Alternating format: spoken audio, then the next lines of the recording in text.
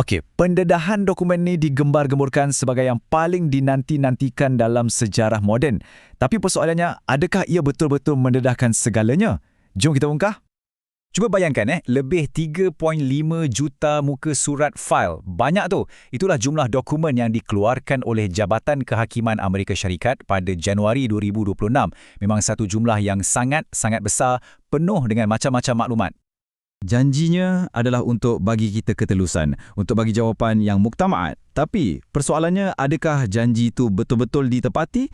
Mari kita siasat dengan lebih dalam lagi. Pendedahan ni, dia bukan pendedahan biasa-biasa tau. Ia diwajibkan di bawah Akta Ketelusan Fail Epstein 2025. Maksudnya, ada satu undang-undang khas yang paksa kerajaan untuk dedahkan semua benda daripada siasatan rasmi FBI sampailah ke petua-petua daripada orang awam yang tak pernah pun disahkan. Jadi, adakah ini pengakhirannya? Kalau ikut Jabatan Kehakiman, jawapannya ya. Takkan ada lagi siasatan jenayah baru dibuka berdasarkan fail-fail ni. Tapi kan, betul ke semudah tu je? Okey, sekarang jom kita masuk bab misteri yang paling besar. Soalan yang sepatutnya dah lama terjawab dengan fail-fail ni. Apa sebenarnya yang jadi dalam sel penjara tu pada 10 Ogos 2019? Laporan rasmi mengesahkan ia adalah bunuh diri. Kes ditutup. Tapi, adakah itu cerita yang sebenarnya? Keseluruhan ceritanya? Dan kat sinilah ceritanya jadi makin kusut.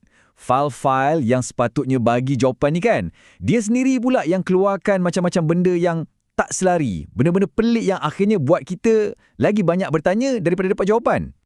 Sekarang, kita beralih pula pada soalan yang mungkin semua orang paling nak tahu. Adakah senarai pelanggan yang famous tu betul-betul ada dan didedahkan dalam longgokkan fail ni? Jawapan ringkasnya, tak ada. Secara rasmi, memang tak ada satu senarai hitam atau buku nota khas yang senaraikan semua nama tu. Tapi, itu tak bermakna tak ada apa-apa langsung yang didedahkan tau. Sebaliknya, apa yang kita dapat ialah gambaran yang lebih jelas tentang rangkaian dan pengaruh dia melalui email dan nota-nota peribadi. Contohnya, macam draft email ni yang nampak macam satu ugutan halus kepada Bill Gates. Dan bukan setakat tu je, ada juga perbualan dengan Elon Musk yang bertanya tentang parti paling liar dan macam mana nak uruskan penerbangan helikopter ke pulau peribadi Epstein yang penuh dengan kontroversi tu. Malah kerabat diraja pun ada kaitan. Cuba bayangkan dapat jemputan peribadi ke Istana Buckingham walaupun Epstein masa tu dah sah jadi pesalah seks berdaftar. Ini tunjukkan betapa dalam dan kuatnya pengaruh dia. Semua petunjuk-petunjuk ni, dia membawa kita kepada satu teori yang paling gelap, paling menakutkan. Adakah Epstein ni sebenarnya seorang pemeras ugut? Atau mungkin lagi teruk, seorang ejen untuk kuasa asing? Jadi nampak tak? Di satu pihak, kita ada cerita rasmi daripada kerajaan yang kata, tak ada apa-apalah.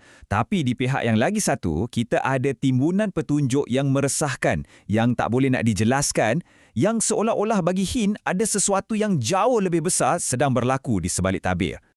Jadi, persoalannya sekarang, kalau dah berjuta-juta fail didedahkan, kenapa kita rasa macam lagi banyak soalan yang tak terjawab?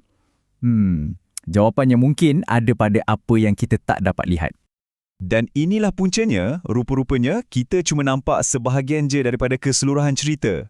Walaupun 3.5 juta muka surat didedahkan, hampir separuh lagi fail yang dah dikumpul tu masih dirahsiakan, tak dapat dilihat oleh orang awam. Dokumen yang kita dapat tengok tu pula penuh dengan bahagian yang dihitamkan. Mangsa dan pengkritik cakap suntingan ni tak konsisten, menyakitkan hati dan nampak macam sengaja dibuat untuk lindungi orang-orang berkuasa, bukannya untuk dedahkan kebenaran. Jadi pada penghujungnya, pendedahan besar-besaran yang sepatutnya bagi kita jawapan, sebaliknya telah membuka pintu kepada beribu-ribu persoalan baru. Dan kebenaran yang sebenar? Mungkin ia masih tersembunyi di sebalik semua garisan-garisan hitam itu.